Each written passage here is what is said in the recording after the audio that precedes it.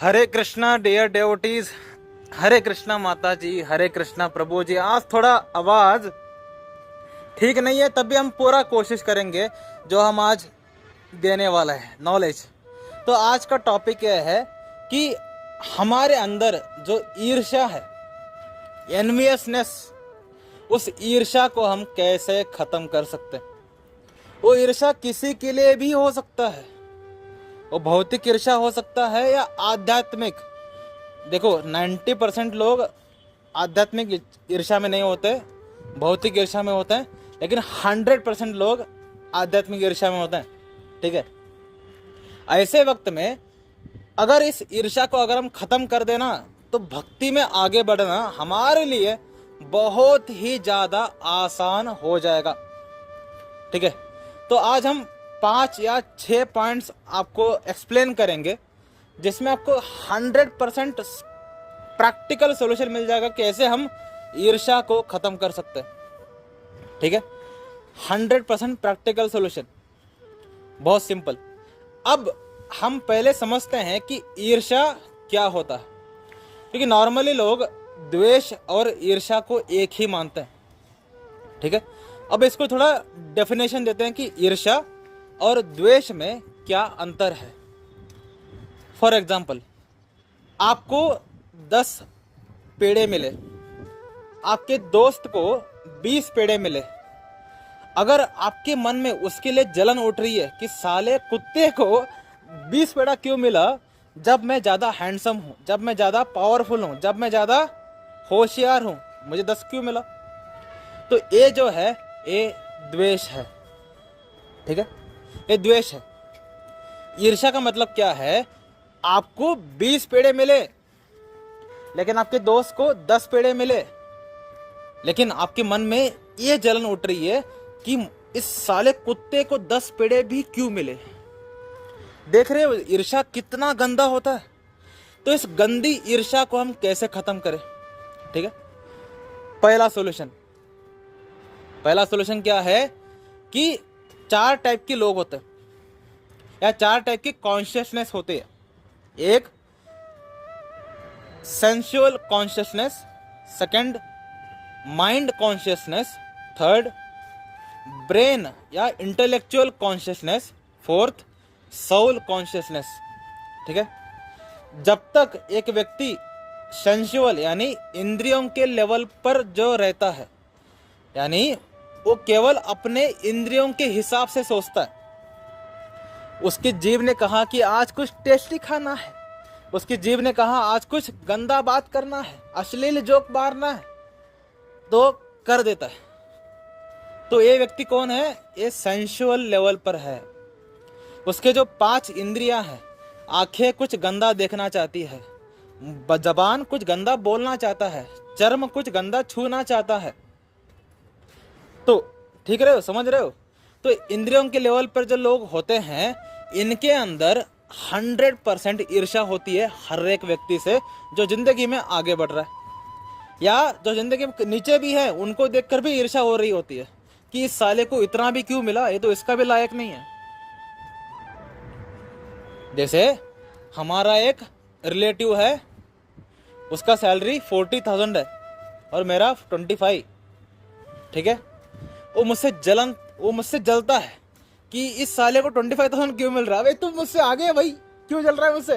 तो ये ईर्ष्या है। ठीक है, ईर्ष्या ऐसे ही होती है। जिससे आप ईर्ष्या करते हैं ना, उसको थोड़ा भी सुख मिले तो आपको झल भुन के आप खाक हो जाते हैं अंदर से। ठीक है, तो जो लोग इंद्रियों के लेवल पर होते हैं वो लोग हर एक व्यक्ति से ईर्ष्या करते हैं।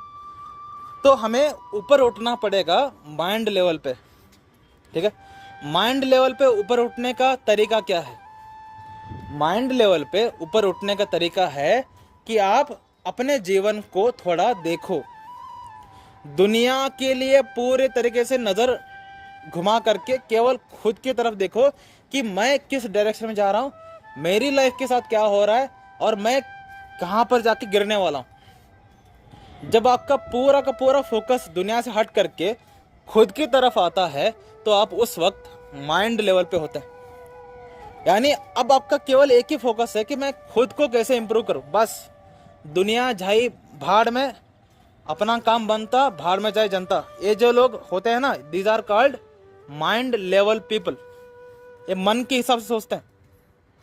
मुझे ये काम करने में अच्छा लग रहा है, मैं ये काम करूंगा, चाहे दुनिया मुझे गू कहे, कुत्ता कहे, हैंडसम कहे, क्या फर्क पड़ता है, की फर्क पड़ता है। ये यही लोग बोल रहे होते हैं सबको। क्या डायलॉग है वो, क्या डायलॉग है वो, जो दुनिया की सोचता है, तो अगर हम यही सोचते रहे कि दुनिया मेरे बारे में क्या सोच रही है, तो अक्सर दुनिया क्या सोच रही होगी। सबसे बड़ा रोग क्या कहेंगे लोग, ये माइंड लेवल के लोग होते हैं, ठीक है। जो माइंड लेवल पे होता है वो वही करता है जो उसको अच्छा लगता है, चाहे दुनिया उसको हैंडसम बोले, चाहे दुनिया उसको होशियार बोले या कुत्ता बोले, उसको कुछ फर्क नहीं पड़ता। लेकिन ये व्यक्ति भी उनसे ईर्ष्या करता है जिनसे ये प्रेम करता है, यानी उनके दोस्तों से, उनके गर्लफ्रेंड से, उनके पत्नी से, ठीक है, इनसे ही ईर्ष्या करेगा। तो ये भी लो क्लास आदमी है। तो हमें और ऊपर उठना पड़ेगा, ठीक है।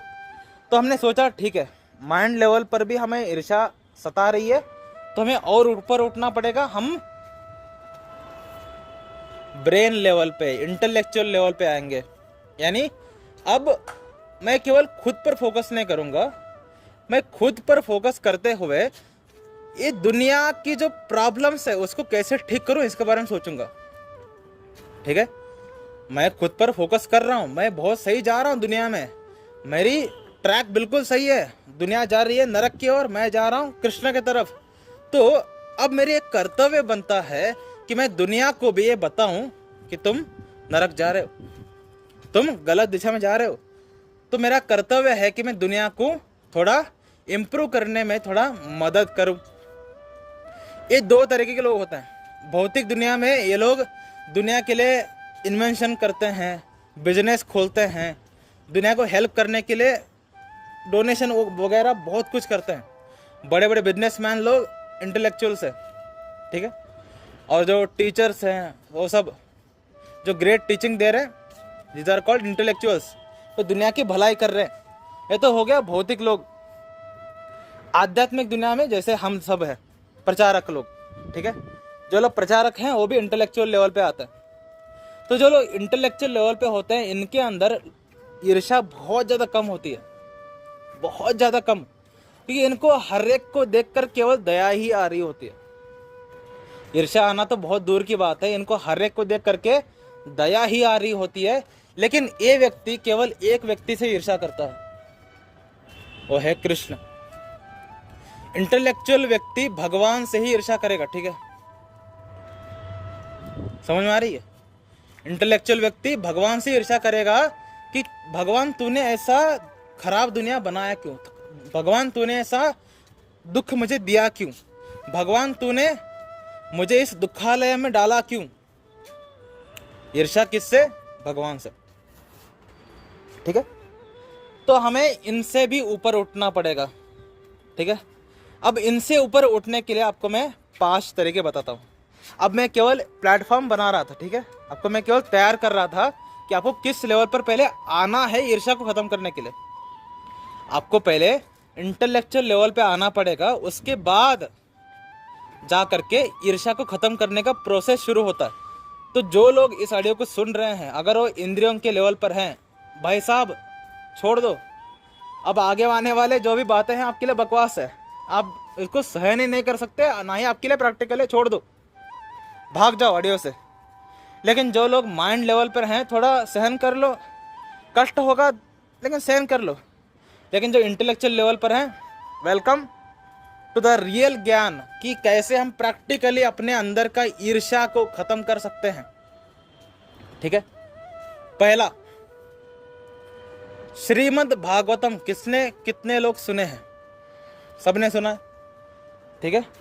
श्रीमद् भागवतम कैंटो 10 स्कंद 10, श्रीमद् भागवतम का कैंटो 10 को आपको पूरे जीवन काल में 108 बार पढ़ना है, मैंने बोला था ना इंद्रियों के लेवल के लोग इसको सुनकर ही वो भाग जाएंगे, यही तो है। ईर्ष्या को खत्म करना उतना आसान बिल्कुल नहीं है, बहुत ज्यादा मेहनत करना पड़ेगा ईर्ष्या को खत्म करने के लिए। श्रीमद् भागवतम स्कंद 10 जीवन में 108 बार पढ़ना, बाकी के स्कंद ना पढ़े तो भी चलेगा। स्कंद 10 108 बार कंपलसरी पढ़ना ही पढ़ना है, ठीक है, पहला। दूसरा, देखो आवाज कैसा हो रहा है। दूसरा, कैंटो 10 में जो रास पंच अध्याय है, ठीक है, कैंटो 10 में जो रास पंच अध्याय है उसको आपको एवरीडे पढ़ना ही है, चाहे आप बूढ़े हो, यंग हो, स्त्री हो, पुरुष हो, कोई से भी आपकी परिस्थिति हो, एवरीडे रास पंच अध्याय पढ़ना ही पढ़ना है। अपना रूटीन बना लो कि मैं कोई भी दूसरा शास्त्र पढ़ते रहूं, लेकिन मैं 10 मिनट तो सही रास पंच अध्याय को एवरीडे पढ़ूंगा, ठीक है। एवरीडे रास पंच अध्याय को पढ़ना ही पढ़ना है। थर्ड, श्रीमद् भागवतम में भगवान श्री कृष्ण जी के स्तुतियां आते हैं। ब्रह्मा जी ने स्तुतियां किया, अलग अलग लोगों ने स्तुतियां किया है, जैसे नाग पत्नियों ने स्तुतियां करते हैं कालिया के, ठीक है। ब्रह्मा जी स्तुति करते हैं श्री कृष्ण जी के, ठीक है। शिव जी स्तुति करते हैं श्री कृष्ण जी के। ऐसे बहुत सारे लोगों ने अलग अलग स्तुतियां किया है। इन स्तुतियों के ऊपर भी एक बुक है, उसका नाम मैं अभी भूल रहा हूँ, लेकिन डिस्क्रिप्शन में और कमेंट सेक्शन में लिख दूंगा, चिंता मत करो, मेरे भाई से पूछ करके, उसके पास पता है इसका नाम। तो उस स्तुति का जो बुक है उसको भी आपको 108 बार पढ़ना है मिनिमम, ज़्यादा तो आपकी मर्जी है, लेकिन इसको मिनिमम अपने जीवन काल में 108 बार पढ़ना है, ठीक है। तो मैक्सिमम लोग ऑडियो को छोड़ चुके होंगे कि ये 3 रूल सुनने के बाद सबके फट के हाथ में आ गई होगी कि ये कैसे पॉसिबल है, लेकिन ये बहुत ही आसान है, बहुत ही आसान है करना। जस्ट आपको अपने जीवन के 15 साल देने होंगे, ये अचीव हो जाएगा, ठीक है, बहुत आसान है। 15 साल तो दे ही सकते हो यार कृष्ण को, आपको गोलोक वृंदावन चाहिए और 15 साल नहीं दे सकते आप कृष्ण के लिए, क्या करते हो यार। तो 15 साल दो, इन तीनों को कंप्लीट करने के लिए हो जाएगा आराम से। 15 साल में अपनी बात कर रहा हूँ, मैं 1 नंबर का पढ़ाकू नहीं हूँ बिल्कुल भी, मैं भयंकर तमोगुणी हूँ पढ़ने के लिए। मेरे लिए 15 साल है, लेकिन अगर कोई अनिकेत जी जैसा पढ़ाकू व्यक्ति है 5 साल काफ़ी है, ख़त्म कर लेगा वो, टारगेट अचीव, ठीक है। फोर्थ, ठीक है, फोर्थ तरीका कैसे हम अपने ईर्ष्या को खत्म कर सकते हैं, वो है ग्लोरिफिकेशन ऑफ डेवोटीज। क्या? ग्लोरिफिकेशन ऑफ डेवोटीज, यानी जो महान आचार्य हो गए, जो श्रील प्रभुपाद जी हो गए, श्रील प्रभुपाद जी के जो भक्त हुए और आपके टेम्पल के प्रेसिडेंट जो कुछ भी अच्छा ग्रेट कार्य कर रहे हैं सोसाइटी के लिए, उनका ग्लोरिफिकेशन करना। भक्तों का ग्लोरिफिकेशन करने से भी आपके अंदर के जो ईर्ष्या है वो खत्म होना शुरू हो जाएगा। और जो भौतिक लोग हैं उनके लिए भी यही सॉल्यूशन है कि अगर कोई व्यक्ति ग्रेट काम कर रहा है उसका ग्लोरिफिकेशन करो सबके सामने, और जब वो नहीं है तब तो आपको बिल्कुल करना ही करना है। देखो सबके सामने और उस पर्टिकुलर व्यक्ति के सामने तो लोग अच्छा बात कर लेते हैं, लेकिन पीछे गाली दे रहे होते हैं क्योंकि ईर्ष्या है ना, इसलिए। लेकिन आपको वो व्यक्ति जब नहीं है तब भी उसका ग्लोरिफिकेशन करना है, और आगे है तो करना ही करना है। अगर आप ऐसे ग्लोरिफिकेशन करना शुरू कर दो भक्तों की और उन लोगों की जो जिंदगी में कुछ ग्रेट अचीव कर रहे हैं और दुनिया को हेल्प कर रहे हैं, तो आपका ईर्ष्या अपने आप खत्म होना शुरू हो जाएगा। तो 5वां सॉल्यूशन है जो मैंने बोल रहा था ना, 4 टाइप के लोग होते हैं। आपको आत्मा के लेवल पर आना पड़ेगा, सोल कॉन्शियसनेस। जैसे ही आप आत्मा के लेवल पर आओगे, आपके जीवन में 1% भी विकार नहीं होंगे, तो अगर 1% भी विकार नहीं है, ईर्ष्या कहाँ होगा। और ये जो 4 सॉल्यूशन मैंने दिया है ना, अगर जो व्यक्ति इनका पालन करेगा वो इमीडिएटली सोल कॉन्शियसनेस में आ जाएगा, और जैसे ही सोल कॉन्शियसनेस में एंटर करेगा ईर्ष्या टोटली जीरो हो जाएगी। तो इस तरीके से एक व्यक्ति अपने आप को गोलोक वृंदावन जाने के लिए तैयार कर सकता है। देखो, अगर आपके अंदर 1% भी ईर्ष्या है ना, अगले जन्म में आपको आना पड़ेगा फिर से इंसान बन करके। आपको गोलोक वृंदावन में 1% भी एंट्री नहीं है, ठीक है। 1% भी ईर्ष्या नहीं होना चाहिए, और वो तभी पॉसिबल है जब आप इनमें से कोई एक को नहीं, सबको ही पूर्ण करोगे। आप सोच रहे होंगे 5 में से कोई एक करना है, नहीं भाई, इन 5 को जब आप करोगे तब जा करके ईर्ष्या पूरा खत्म होगा और आपको गोलोक वृंदावन में एंट्री मिलेगी। आप सोच रहे होंगे आप कौन है भाई साहब ये बोलने वाले, क्या आप कोई सन्यासी हैं, क्या आप कोई महान गुरु हैं। देखो, मैं अपने तरफ से कुछ बोलता नहीं हूँ, ठीक है। ये सब बातें मैंने हमारे गुरु महाराज नहीं है, हमारे गुरु जी श्री अमोघ लीला प्रभु जी से सुना है, और हमारे श्री अमोघ लीला प्रभु जी उनके गुरु महाराज श्री गोपाल कृष्ण गोस्वामी महाराज जी से सुना है। हमारे गोपाल कृष्ण गोस्वामी महाराज उनके गुरु महाराज श्री ल भक्ति वेदांत स्वामी श्रील प्रभुपाद जी से, ठीक है।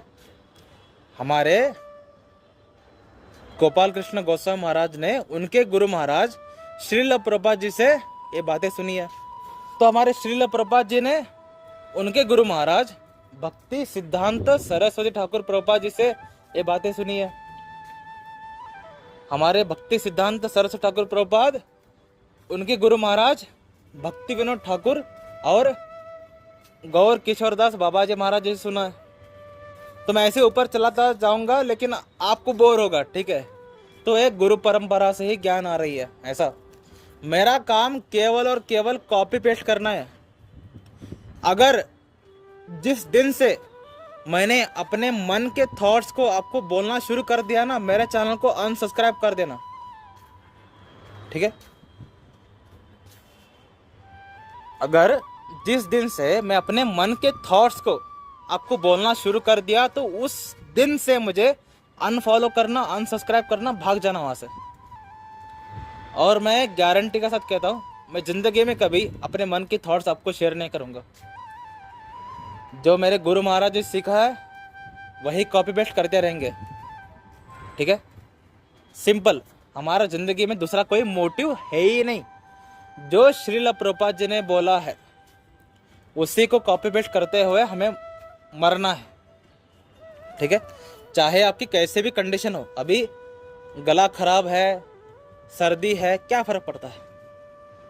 हमें केवल श्रील प्रभुपाद जी की बातों को कॉपी पेस्ट करना है। इतना सिंपल काम होते हुए भी हमारे ग्रुप के किसी भी डिवोटी ने आज तक अपना यूट्यूब चैनल नहीं खोला है। कभी कभी हंसी आती है, कभी कभी रोना भी आता है कि हमसे 2-3 साल से जुड़े हैं लेकिन इनके मन में आज भी 1% भी इच्छा जागृत नहीं हो रही है कि मुझे भी प्रचार करना है, और प्रचार करने में हमें अपना दिमाग लगाना ही नहीं है। जो श्रील प्रभुपाद जी ने कहा है वो हमें केवल कॉपी पेस्ट करते जाना है, बस इतना ही सिंपल। लेकिन आप अपना क्रिएटिविटी लगा सकते हैं, मसाला ऐड कर सकते हैं, लेकिन उनकी बातों को डाइल्यूट नहीं करना है।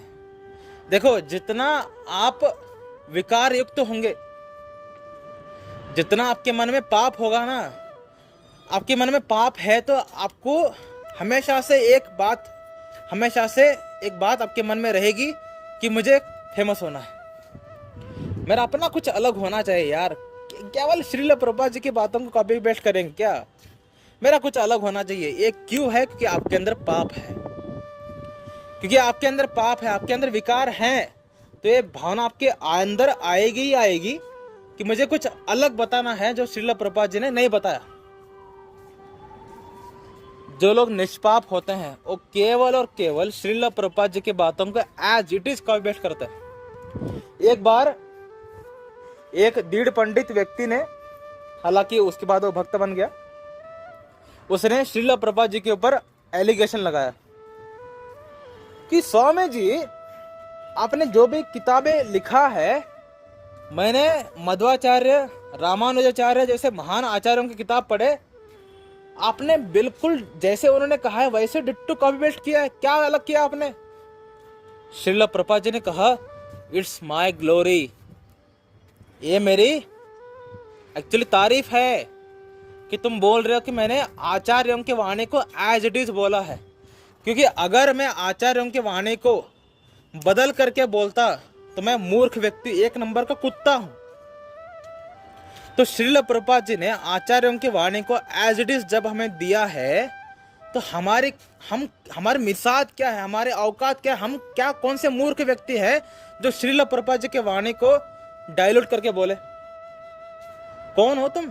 कौन हूं मैं क्यों अपना दिमाग लगाऊं? जो महान आचार्यों ने, जो महान आचार्य कौन है? वो मध्वाचार्य कौन है? रामानुजाचार्य कौन है? रामानुजाचार्य खुद लक्ष्मण है, ठीक है, श्री राम जी के अनुज रामानुज लक्ष्मण है। मध्वाचार्य कौन है? हमारे हनुमान जी, जो हमेशा भगवान के साथ रहते हैं, वो व्यक्ति ज्ञान दे रहे हैं। तो उनके साथ जो उनसे ज्ञान मिल रहा है, हमारे चैतन्य महाप्रभु खुद भगवान, खुद राधा कृष्ण, वो जो ज्ञान दे रहे हैं, हमें क्या करना है? उनके ज्ञान को एज इट इज लोगों को बताना है। केवल ये काम आप करना शुरू कर दो ना, तो अपने आप जो मैंने 5 टिप्स दिए हैं अपने आप क्लियर होना शुरू हो जाएगा।